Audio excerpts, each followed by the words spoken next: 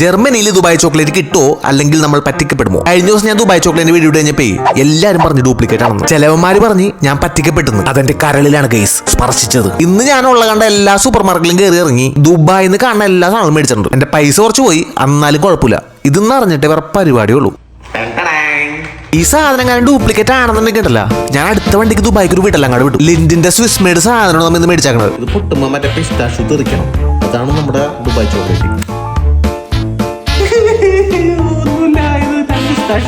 സ്വിറ്റ്സർലൻഡുകാർ പറ്റിച്ചില്ല guys. ഒരു bar എടുത്ത് പൊട്ടിച്ചപ്പോണ്ടല്ല അതിന്റെ ഉള്ളിൽ പിസ്താഷ്യൂ. ഗൈസ് ഇനിയെങ്കിലും പറ ഇത് ഒറിജിനൽ ആണോ? പക്ഷേ ഉണ്ടല്ല, അടുത്ത സാധനത്തിന് മൂഞ്ചി പോയി നോട്ടാ. ഇത് ദുബായ് ചോക്ലേറ്റിന്റെ മൗച്ചിയാണ്. ഈ സാധനം ഞാൻ ഇടയ്ക്ക് മേടിച്ചാണ്ടാ. പക്ഷെ ഇതിന്റെ ഫ്ലേവർ എനിക്ക് ഇഷ്ടപ്പെട്ടില്ല. ഇതിന്റെ ഉള്ളിൽ പിസ്തയുടെ ജെല്ലി പോലത്തെ ഒരു സാധനം വരുന്നു. അതങ്ങാടെങ്കിൽ പിടിച്ചില്ല. പിന്നെ അടുത്തായിട്ട് മേടിച്ച ഡ്രിങ്കിന്റെ കാര്യം പറയേ വേണ്ട.